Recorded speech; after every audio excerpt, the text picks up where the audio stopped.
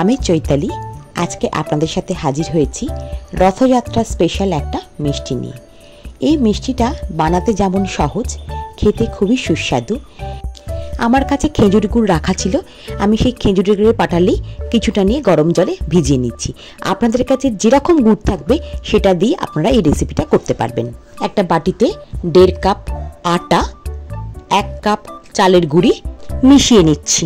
একটুখানি নুন দিচ্ছি শুধুমাত্র মিষ্টিটাকে ব্যালেন্স করার জন্য। এবার জলে যে গুড়টা আমি ফোটালাম, মানে এটা ফুটন্ত গরম, সেই গরম জলটা দিয়ে আমি মাখবো। মানে গুড়ের গরম জল দিয়ে এই ব্যাটারটা তৈরি হবে।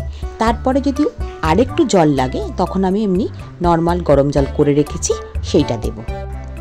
এরপরে গুড়টা গলে গেছে, এটা আমি আস্তে আস্তে ঢেলে দেবো। একেবারে অনেকটা জল দেওয়া যাবে না, এতে অল্প অল্প করে দিতে হবে।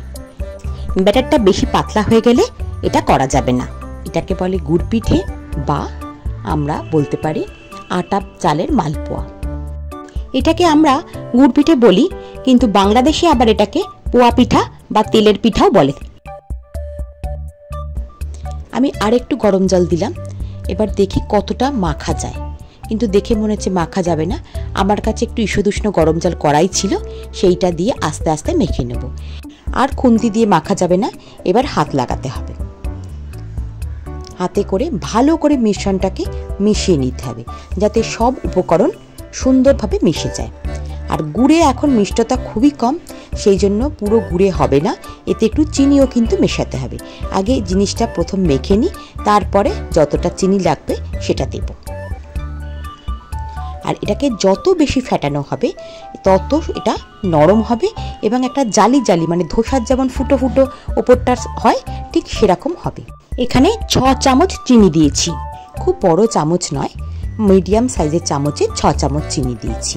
কারণ মিষ্টিটা আপনারা একটু টেস্ট করে দেখে নেবেন যে কতটা মিষ্টি লাগবে। এটাকে এবার ভালো করে কেকের ব্যাটারের মতন করে ফেটিয়ে নিতে হবে। যত বেশি ফেটানো যাবে তার মধ্যে এয়ারটা তত বেশি ঢুকবে, তত বেশি জালি মতন গুড় পিঠেটা হবে। আমরা এটাকে গুড় পিঠে বলি। আমরা অনেকেই পুরীর মন্দিরে গিয়ে মালপো প্রসাদ খেয়ে থাকি, ঠিক সেই রকম জিনিসটাই হবে এখানে।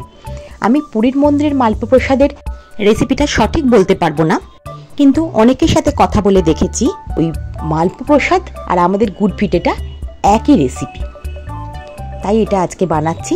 অনেকের বাড়িতেই রথে জগন্নাথ দেবের পুজো হয়, সেই পুজোতে এই জিনিসটা করে আপনারা জগন্নাথ দেবকে ভোগ দিতে পারেন। এমনি খাওয়ার জন্য এটা কিন্তু খুব সুন্দর খেতে। এবার একটা ফ্রাইং প্যানে সাদা তেল গরম করে নিয়েছি, ফ্লেম কিন্তু কমিয়ে রেখেছি।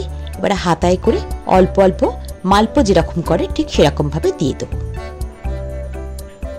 এটা কিন্তু পুরীর মন্দিরে খুব বড় বড় পাতলা পাতলা হয়, কিন্তু আমি ওরকম করিনি। প্রথমে ছোট ছোট করব এবং বড় শেষের দিকে করব। ছোট ছোট দিয়ে শুরু করলাম, ছোট ছোটগুলো দেখতে যেন বেশি ভালো লাগে। আর বড়গুলো করব একদম জগন্নাথ দেবের প্রসাদের মতন করে। এই রেসিপিটা আমার দিদিমা খুব সুন্দর বানাতেন। আমরা ছোটবেলায় এটাকে গুড় পিঠে বলেই খেতাম।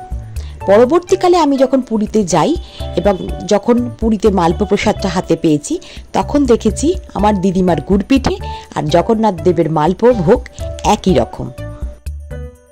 এটা আমার দিদিমার থেকেই শেখা। তখনকার দিনে দিদিমা অবশ্য চালের গুঁড়ি ইউজ করতেন না, দিদিমা নিজে চাল ভিজিয়ে শিলে গুঁড়ো করে সেই চালের আটাটা দিয়ে এটা করতেন। প্রথমগুলো আমার ভাজা হয়ে গেছে। হ্যাঁ, বলা হয়নি, এটা কিন্তু বেশ লাল লাল করে ভাজতে হবে এবং ফ্লেম যেন হাইও থাকবে না আবার একদম লো নয়, মিডিয়াম ফ্লেম হিসাব করে ভেজে নিতে হবে।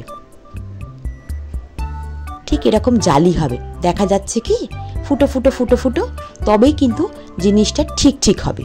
আর এইটা রথযাত্রার দিনকে অনেকেই তো আমরা জিলিপি মালপো কিনে খাই, এটা বাড়িতে বানালে নিজের হাতে বানানো হলেও খুব ভালো হয় জিনিসটা। বেশি সময় লাগে না। আমাদের বাড়িতে প্রত্যেকেরই গুড় আটা চালের গুঁড়ি প্রত্যেকেরই থাকে, খুব সহজে এটা হয়ে যাবে। আর এটার জন্য আলাদা করে মিষ্টির রস করতে হবে না, এটাই একটা বিশাল ব্যাপার। মালপো করলে আমরা যেমন মিষ্টির রসে ফেলি, এটা কিন্তু এর মধ্যে যে মিষ্টতা আছে তাতেই মিষ্টি। আমার কিন্তু গুড় পিঠেগুলো তৈরি হয়ে গেছে।